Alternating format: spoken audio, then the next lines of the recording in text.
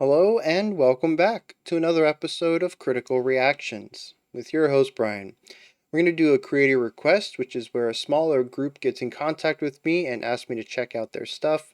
I know that's a little different today. We have Angel Vivaldi, which is not a smaller group. In fact, the YouTube channel has 200,000 subscribers, and Angel is one of those names that gets pulled up a lot when we talk about modern guitar virtuosos. But I saw the thumbnail and was kind of sold, and when I saw that it was for a new album coming out on April 7th, which is today, I couldn't help any of this. I had to go into it. I'm a huge fan of lining up reactions with releases, and there's a trumpet in the thumbnail. And look at that beautiful bass. I couldn't just, I had to. So let's dive into it. We got Angel Vivaldi's 8.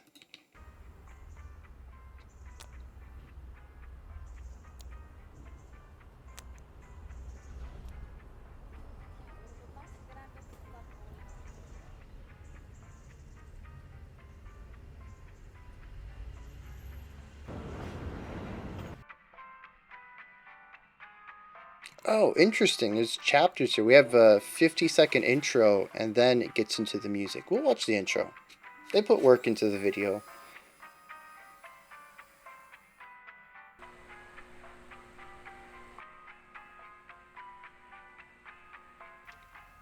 Interesting angles for some of these shots, too. Like that one, right? That is choice. Yeah, let's go.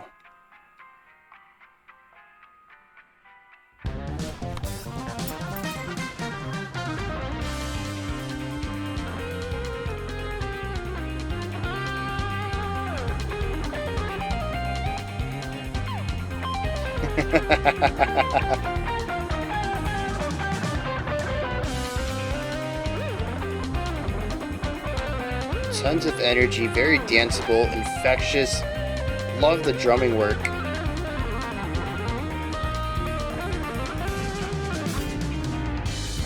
Open it up a little bit.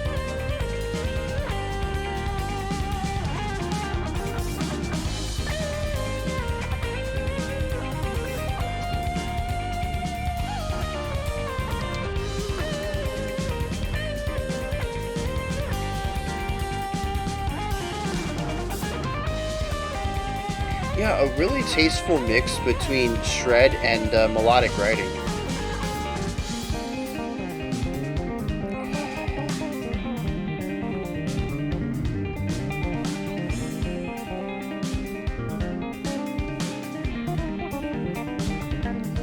Oh, really cool.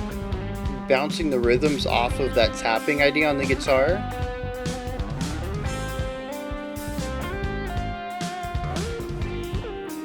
Yeah, and the bass giving it this push and pull. Yeah, the bass has this nice waviness to it.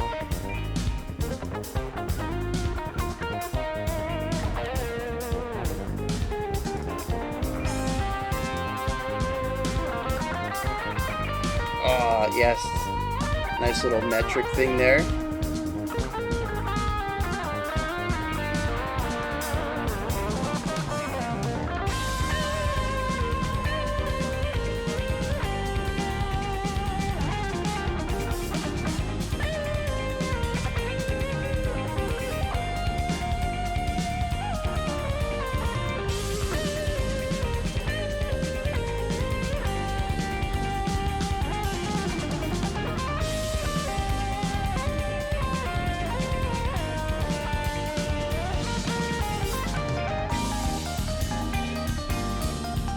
Organ? Keyboard?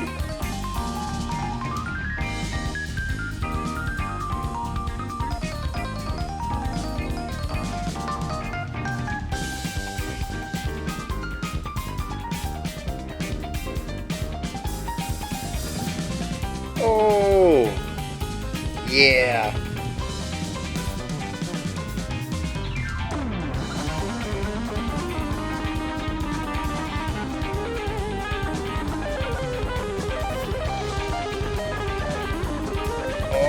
Interesting.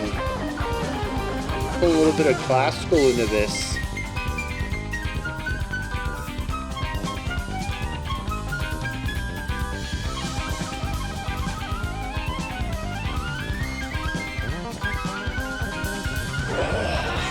That bass line was dirty.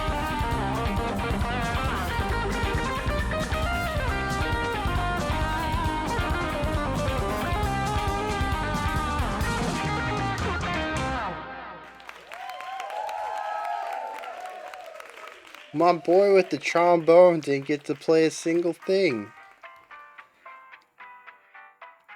Did I miss it?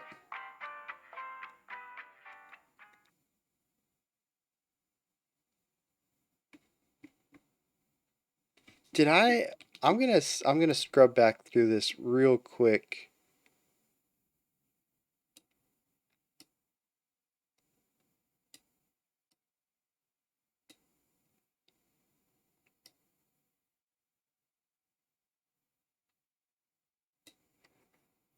On the trumpet player too.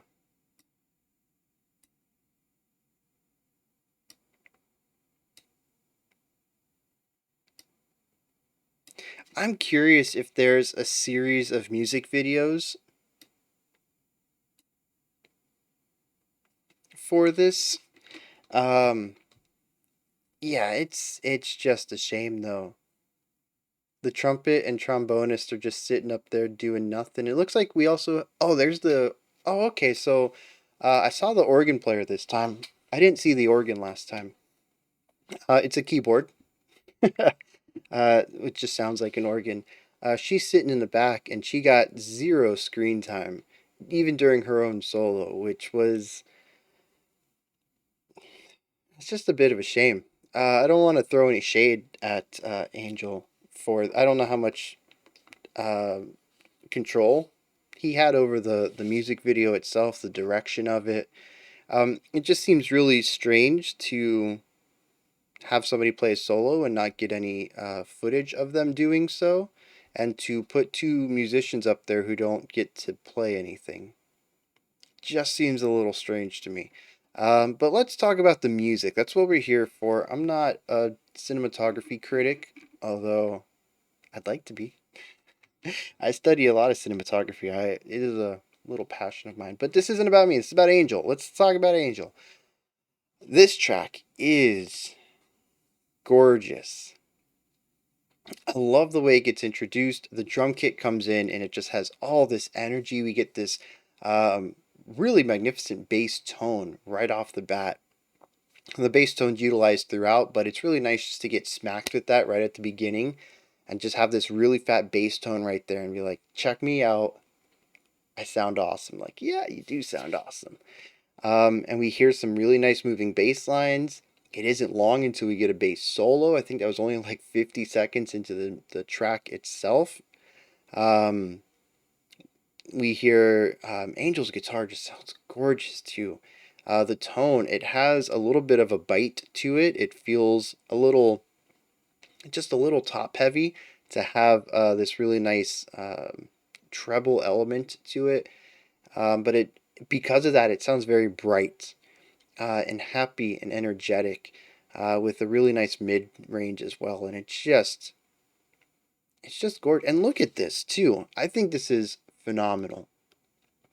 Look at the guitar. I just happened to be on this frame. It is the body is chipped and the paint is coming off.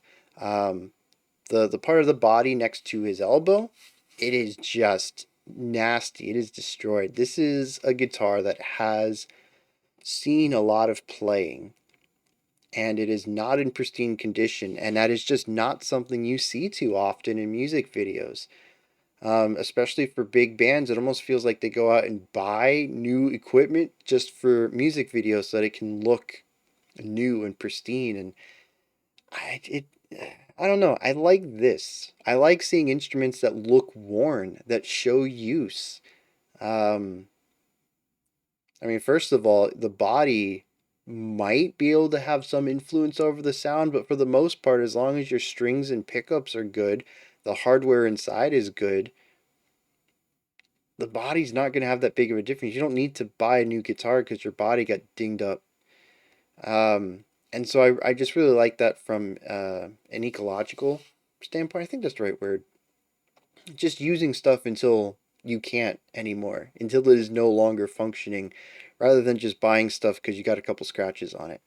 Um, but it also just shows a lot of character, I think, of Angel, and this is his guitar, at least for this track. This is the sound he wants, and no other guitar can replace it. And he doesn't care what it looks like. It's going in the music video because he's all about the music. And this is the guitar for this song. And I love that angle too. just just use what works. I love it. Um, so anyways, yeah, right off the bat though, we have beautiful guitar tone, beautiful bass tone, uh, this really catchy driving drum stuff. And honestly, that's really all you need at this point. It is just such an infectious opening. I don't think I stopped smiling throughout the track. I don't remember. I don't pay attention to my face when I'm listening to music, but I was overjoyed right at the start. I knew I was in for a good time. Um, so we get done with the foundation and we start working towards what the song is about, which is a series of melody spotlights. We could call them solos if you want. Um, we probably will because that's a lot easier to say than melody spotlights, but it is a series of melodies on a couple different instruments that take us through this track. We start off with a guitar, we go to a bass, we come back to the guitar, we do an organ, we come back to the guitar, we do the flute, we come back to the guitar. And there is a motif, a general reoccurring section on the guitar that we come back to a couple of times. I don't know if I would want to call it a chorus specifically, but it's not like it is just a series of disconnected linear ideas. There are some callbacks which I really like. I thought this was interesting. We had a guitar solo, and I had mentioned how it was a really nice um, division, walking a line between being too technical and being too slow or based on the music. It did a really great job of being melodically interesting and furthering the track while also allowing the guitars to show off a little bit and put some technical element into it. Basically, it balanced the technical and the emotive sides really well. We move over to the bass. Love this section. The bass solo was great. It was a really nice counter because it was more technical. We did wrap up in the last couple of bars, kind of pulling it down and exploring emotional aspects a little more rather than a technical side. But it was really nice to see the guitarist work with melody mostly, and then the bassist work with technicality. I think that's a really neat inversion that we don't really see too often in bands like this. And I say bands like this in that I know Angel for his metal work. And this is very much not a metal song, though we do explore some. We'll talk about it when we get to the influences. There's a lot of really neat ideas going on in here. But usually when we have stuff like this, the bassist is going to have the simpler solo, and we didn't really get that here. The bassist took it up a notch, and I thought that was really neat. During this section, though, the guitar didn't shift to just chords. They did in almost every future one. I don't remember what the guitar was doing under the organ, primarily because he started dancing and I stopped listening to the music, unfortunately. But because, but anyways, in the flute solo though, he does go to chords, which is typically what the guitar would do in a setting like this. Under the bass though, he went to a tapping idea. 16th notes, if I remember correctly. It might have been 8th, I don't know. It was constant though, rigid, just constant attacks, equal space, while the bassist played over him. And there were some really cool interrhythmic ideas going on between the two that was just phenomenal. Interestingly, too, in the production, the guitar got pulled way down in the mix, which is not what I would expect. It almost sounds like a duet at times, given the movement going on in our guitar. But that was, as far as the engineer was concerned, and maybe even Angel was concerned, is a supporting idea. It goes under the solo, under the spotlit melody. So I thought that was really neat.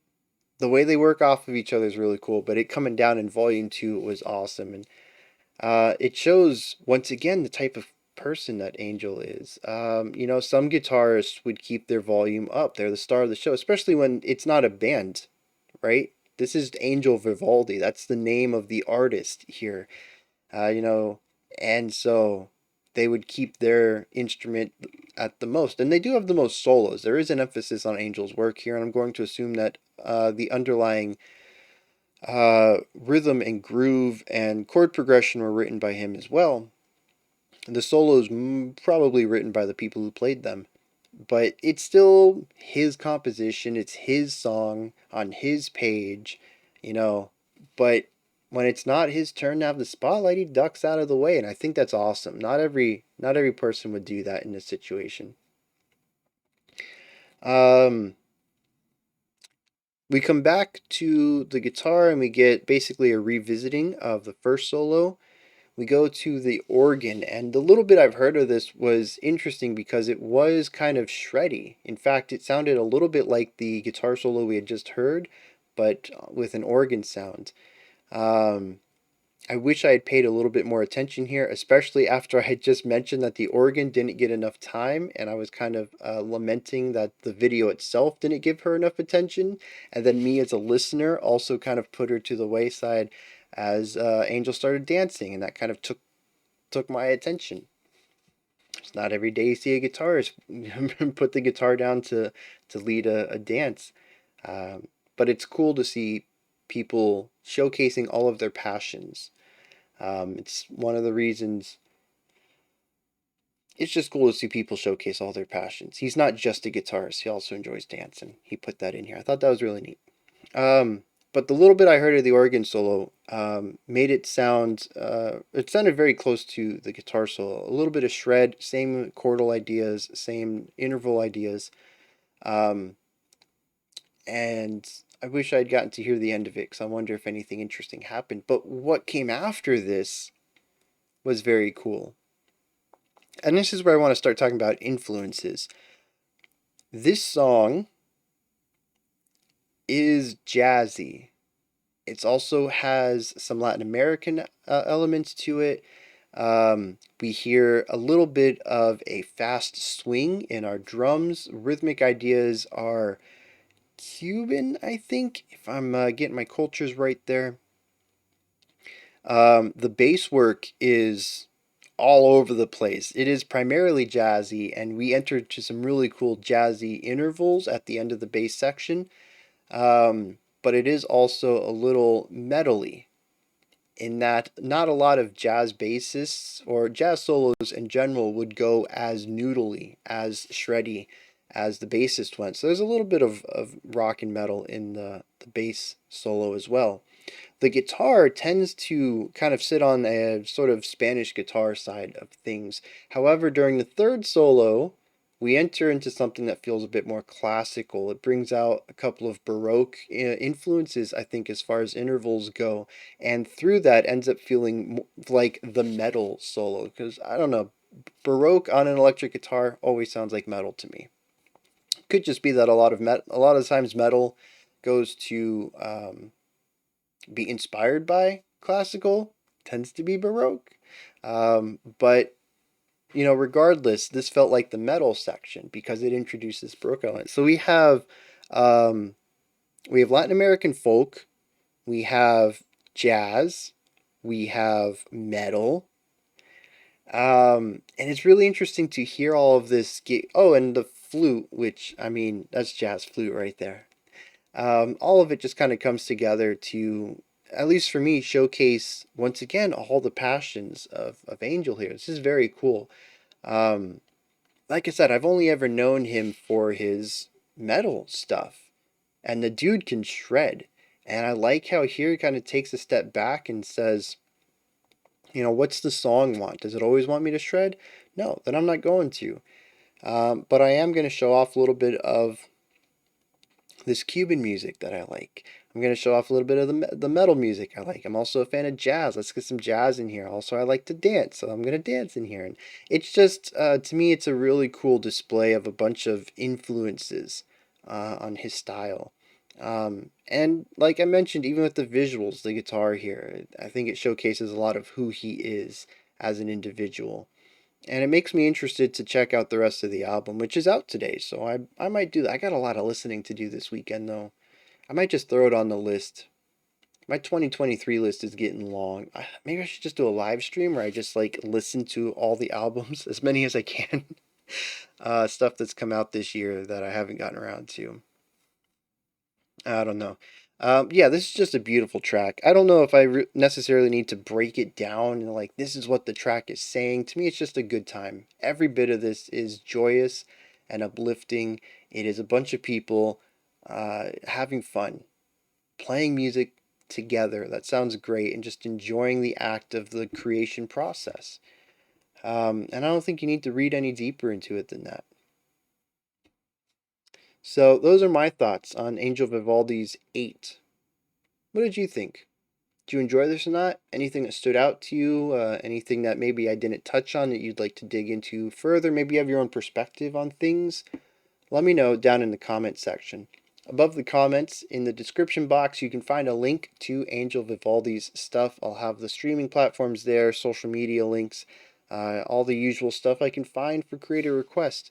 Above that, if you could, like, subscribe, and ring the bell. Make sure if you enjoy them, go to their pages, their streaming platforms, like, subscribe, favorite, thumbs up, whatever on that stuff. Show them some love.